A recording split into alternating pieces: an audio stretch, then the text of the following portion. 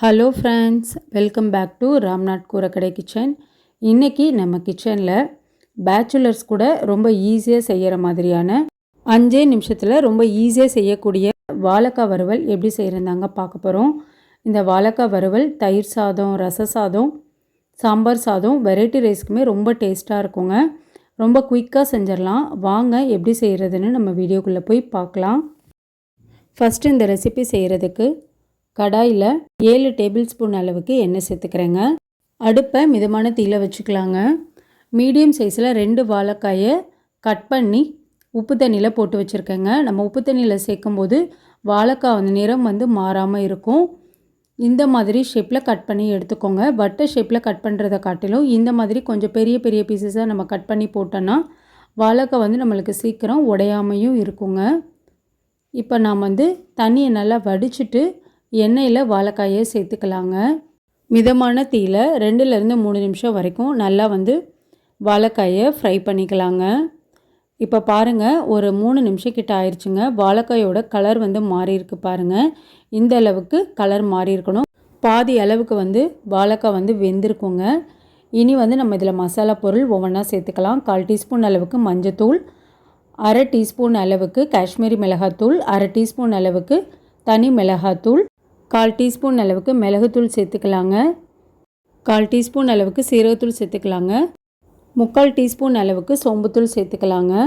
1 teaspoon அளவுக்கு பெருங்காயத்தூள் சேர்த்துக்கலாங்க.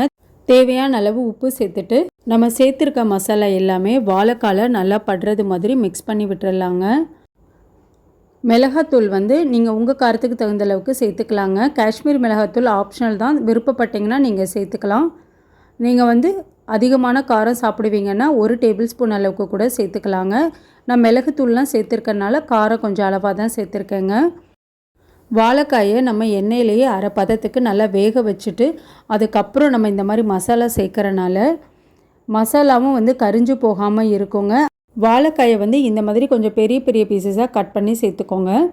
ரொம்ப சின்னதாகவும் கட் பண்ணி சேர்த்துட்டோன்னா உடையிறதுக்கு சான்சஸ் இருக்குங்க. இப்போ ஃப்ரெஷ்ஷான கருவேப்பிலை சேர்த்துக்கலாங்க. இந்த கருவேப்பிலையும் சேர்த்துட்டு நம்ம வாழைக்காயோட ஃப்ரை பண்ணும்போது சாப்பிடும்போது நல்லா கிறிஸ்பியாக இருக்குங்க. இப்போ ஒரு 3 நிமிஷம் கிட்ட ஆயிடுச்சுங்க. வாழைக்காய் நல்லா ஃப்ரை ஆயிடுச்சு பாருங்கள். ரொம்ப ஈஸியாக செய்யக்கூடிய இந்த வாழைக்காய் வறுவல் கண்டிப்பாக நீங்களும் ட்ரை பண்ணி பாருங்கள். பேச்சுலர்ஸ் பிகினர்ஸ்க்கு எல்லாமே ரொம்ப சூப்பரான ஒரு ரெசிபிங்க. தயிர் சாதத்துக்கு அல்டிமேட்டாக இருக்கும் இந்த வாழைக்காய் வறுவல். நான் செய்கிற இதே மெத்தடில் நீங்களும் ட்ரை பண்ணி பார்த்துட்டு எப்படி இருந்ததுன்னு கண்டிப்பாக உங்கள் கமெண்ட்ஸை எனக்கு சொல்லுங்கள். நீங்கள் இப்போ தான் நம்ம சேனலை ஃபர்ஸ்ட் டைம் பார்க்குறீங்கன்னா ராம்நாத் கூரக்கடை கிச்சனை சப்ஸ்கிரைப் பண்ணிக்கோங்க. பக்கத்தில் இருக்க பெல் ஐக்கானை கிளிக் பண்ணிவிட்டு ஆல்ன்ற ஆப்ஷனை டிக் பண்ணிக்கோங்க. அப்போ தான் நான் போடுற புது ரெசிபிஸ் நோட்டிஃபிகேஷனில் உங்களுக்கு உடனுக்குடனே வரும். இந்த வீடியோ உங்களுக்கு பிடிச்சிருந்ததுன்னா லைக் பண்ணுங்கள். உங்கள் ஃப்ரெண்ட்ஸ் அண்ட் ரிலேட்டிவ் ஃபேமிலிக்கும் ஷேர் பண்ணுங்கள். இனி நான் வேறு ஒரு இன்ட்ரெஸ்டிங்கான ரெசிபியில் உங்களை பார்க்குறேன்.